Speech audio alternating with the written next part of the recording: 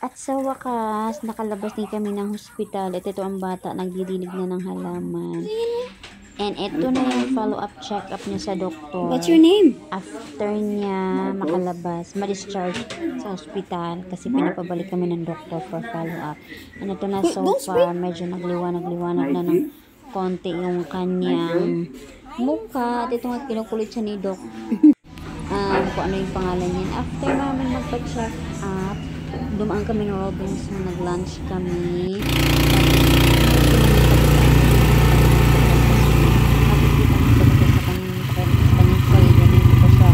Fully recovered. At pagdating sa bahay, ito na ginagawa na namin ang naon siya ng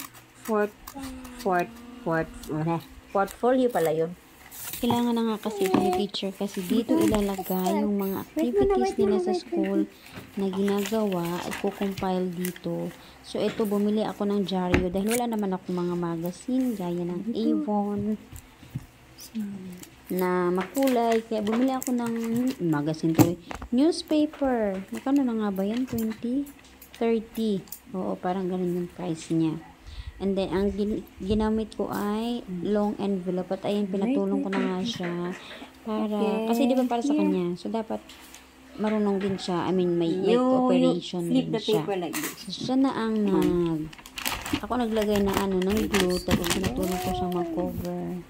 So, ayan, kahit nakaka-stress kasi panggulo lang lalo. Pero, kailangan pa rin nilang tumulong kasi sa kanila naman niya. Kasi nga, 2 weeks ng, 1 week kami hindi nakapasok. So, pagpasok namin kinabukasan, wala na naman siyang isubmit kasi kami na hindi pa nakakasubmit. Tapos, nagpaprint na lang din ako ng picture para ididikit sa harap. Alam niyo, wala naman kami ganyan. Nung nag-aaral kami, wala naman kami ganyan portfolio. Kasi ipag-file lang naman yung teacher yung mga project namin. Pero ngayon, ang dami namang arte-arte sa mundo. Pero anyways, ganun talaga kasi. Siyempre, nagbabago naman kasi ang mga ang mga activities, ang mga project. At lumalabas yung pagiging creative natin dito sa mga ganitong project. Buti na lang, creative tayo. Char, may ganun.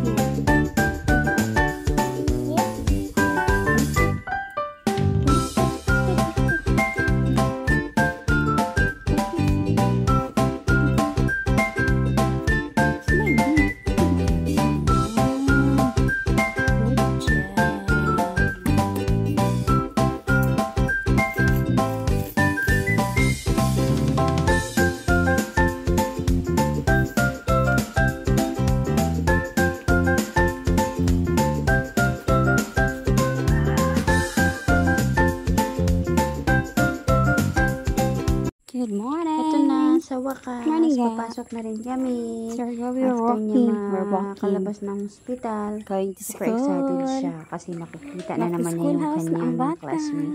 At ito nga ay tinatawag niya si Tita Toto. Kasi sa tuwing dumadaan kami dyan, hinahanap ko si kapitbahay namin. So, ito yung dinadaanan namin papunta sa school. Tinatawag na Kabugangan, Kabalang Huyan, Sike, hindi Siki. Kakugunan. So, ayun ang bata, usual, Kaparagisan. napakasipag maglakad kahit direct pang araw. Okay lang Balikan kapag walang ulan. Guys, wala talaga siyang kareklamo-reklamo. Pero kapag tag-ulan. Excited siya araw-araw magpasok. Putik. Grabe ka-excited ng batang yan. At dahil naiiwan ko naman siya sa school, so naisipan kong umuwi na muna ng bahay at magtupi-tupi ng damit. Kasi nag-abot na yung mga labahin ko. Ay, hindi pala ako naglaba. Pinalaba ko pala muna yan sa kapitbahay namin kasi nga hindi ko pa kaya maglaba kasi galing pa kami ng hospital. Tapos hindi pa ako nakakabawi ng tulog, ng puyat, ng pagod. Tapos syempre galing pa din ako sa trangkaso kaya nagpalabang muna ako. And then pagdating namin ng bahay, galing school, ayan, prepare naman kami ng pang lunch namin. So ang ulam namin ay pinakbet. Ayan. Naghihiwa ako ng kalabasa. Naghihiwa din siya. So, ako pag hihiwa akong kalabasa, guys, hindi ko na siya binabalatan kasi gusto ko yung balat ng kalabasa pag niluluto. Alam niyo yung ano, yung crunchy, yung gusto ko dyan. So, yan siya. May hawak din siyang kutsilyo pero huwag kayong mag-alala kasi mapuro yung kutsilyo niya pambata.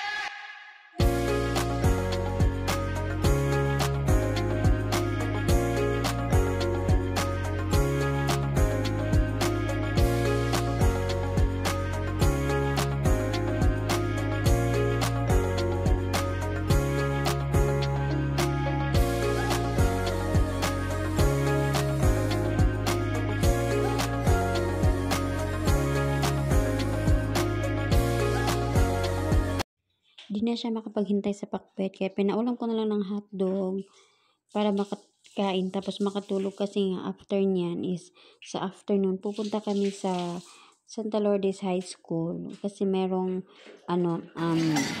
induction ng baby. Gusto niya talaga niya maagaw pala. Sige, paano mo paadarin mo? Pagulong mo, pagulong. Sila lang yung pag-inisip na si Dara, si Clyde, si Bea. Nag-practice, ayun. Umuwing may dugo ang nguso dahil sa kakulitan. Morning! Papunta kami school. Yes. Last day ng school today. Di pa man kami nakarating ng school eh. Pawis na ako. Para na rin ako naligo ulit. Sure, naligo si Inday. Uy, grabe, naligo ako eh. So, yeah.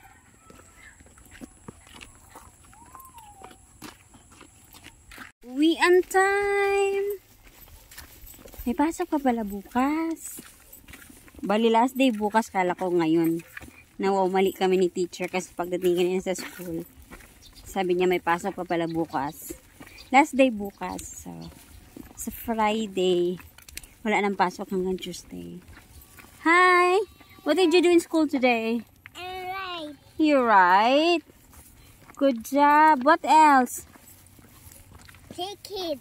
Play with kids. Very good. Monster. A monster truck. I have it before Lola has. Okay. Ma.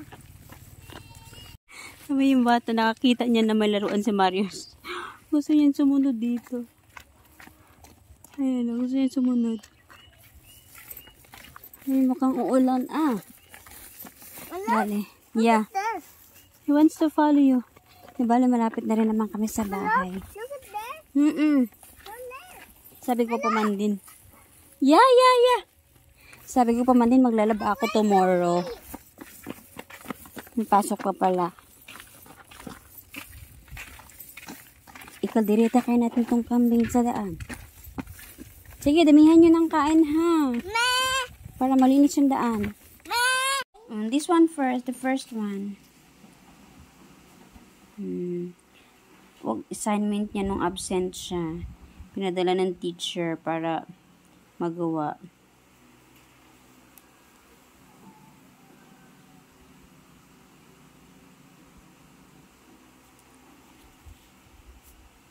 We will submit this tomorrow.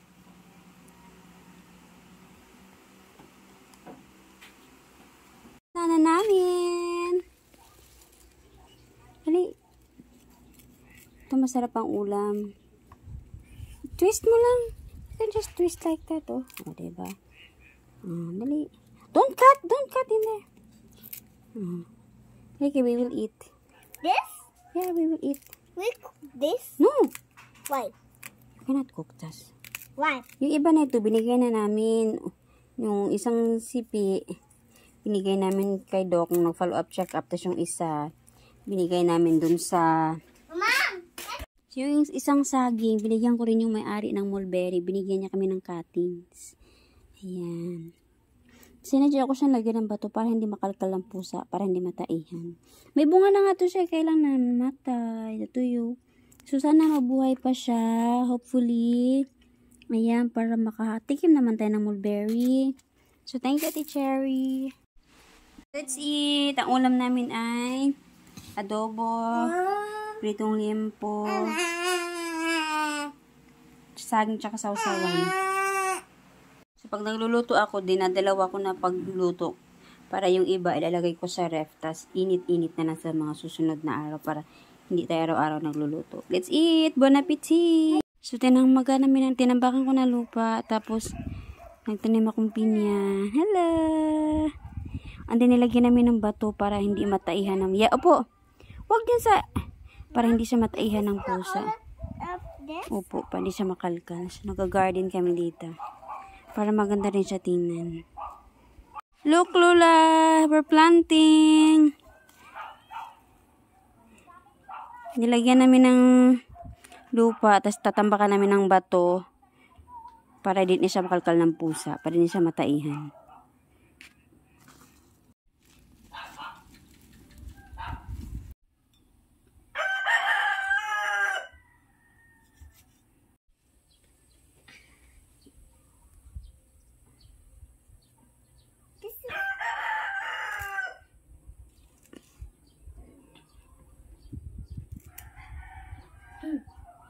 Thank you!